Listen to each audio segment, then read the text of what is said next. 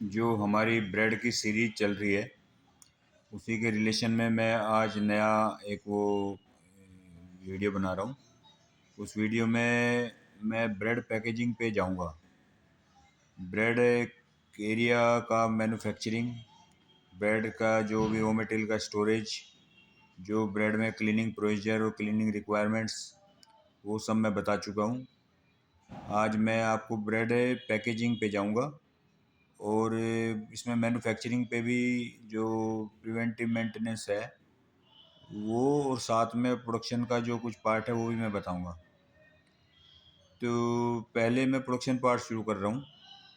तो bread manufacturing में सबसे बड़ी जो रिक्वायरमेंट है दैट, बिकॉज प्रोडक्ट क्वालिटी जो है, जो भी आपका प्रोडक्ट बनेगा, ब्रेड है, बंद हो गया या जो भी आप आइटम बना रहे हैं, तो सबसे बेसिक रिक्वायरमेंट होती है उसका जो टेक्सचर और उसकी जो quality. Quality is nothing like उसका जो टेक्सचर है, उसका कलर है, कंसिस्टेंसी, उसके अंदर जो आपकी सॉफ्टनेस होगी, जो उसका टेक्सचर, जो उसकी स्मूथनेस। तो इस तरह के जितने भी वेरिएशन हैं वो सारे के सारे परफेक्टली आएँ। तो वो कैसे आएंगे? तो इसमें इसमें क्रिटिकल कुछ पैरामीटर्स हैं जिनके ऊपर अगर केयर रखी जाएगी तो 99% चांस ये रहता है कि आपको जो रिजेक्शन लेवल है वो यूजुअली 2% का जो लोग बोलते हैं वो आपका 0.2 में भी कन्वर्ट हो सकता है। That is not a big issue. But जो भी आदमी शॉप फ्लोर पे हैं, जो सुपरवाइजर्स हैं, जो प्रोडक्शन इंचार्ज हैं, they should have a deep understanding of how to maintain that product quality. It is not the responsibility of quality control manager to maintain quality. It is the responsibility of production person to maintain the quality. There is a difference. People keep thousands of quality controller, but what they will do if their production people will not maintain that requirement? So first and foremost requirement is the quality of आपका raw material, like मैदा कैसा है, आपका gluten level क्या है उसका, उसको जो आपकी सोर्सिंग हो रही है वो किस जगह से हो रही है, उसका मंथली जो भी जो प्रोडक्ट आ रहा है, जो आपका रॉ मटेरियल आ रहा है, उसकी जहाँ से भी आ रहा है वो कौन से बैच का आ रहा है, कौन से महीने का आ रहा है।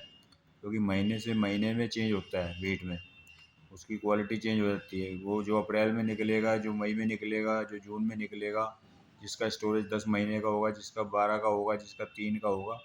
तो ये 13,000 ऑफ फैक्टर जिसके ऊपर चेक करते रहना है। क्वालिटी कंट्रोल का जो आदमी होगा उसकी ग्लूटन लेवल, उसका कलर, विजिलेंस, उसकी वाटर लेने की क्षमता, कितना वाटर एब्जॉर्ब कर रही है, तो वो सारे का सारा वो क्वालिटी वाले को देखना है।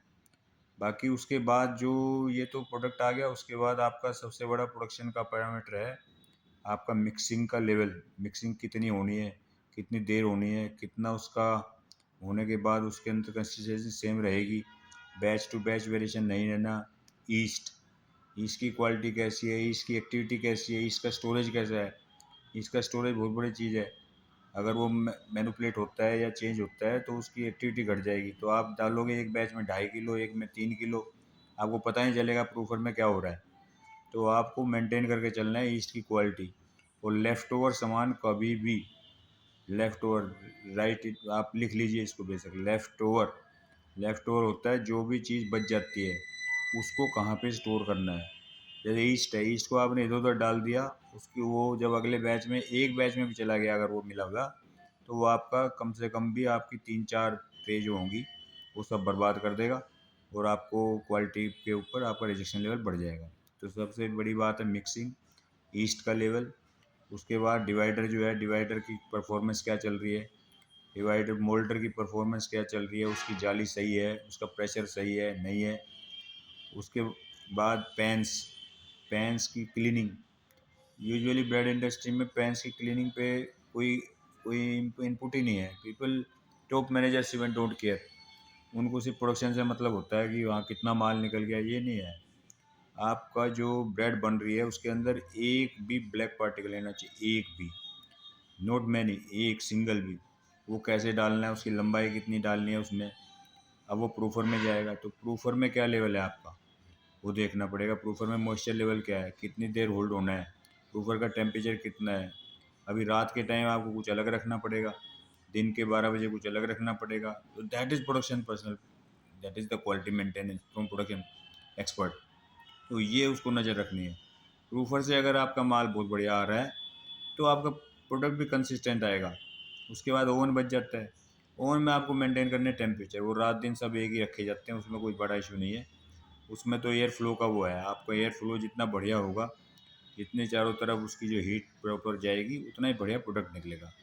तो प्रूफर इज़ क्रिटिकल कंट्रोल पॉइंट। प्रूफर की परफॉर्मेंस के ऊपर डिपेंड करेगी ब्रेड की क्वालिटी। तो ये आप लिख लीजिए इस पॉइंट को कि प्रूफर पे पूरी नज़र रखनी है।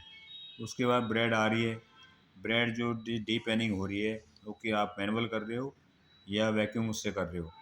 मैनुअल कर रहे हो तो उसको कितनी कितनी बार झटका मारना है, टूटे ना, दबे ना। कोई ब्रेड काली आ रही है तो उसको अलग करना है, किस लेवल तक अलग करना है, तो ये सारा देखने का पॉइंट होता है।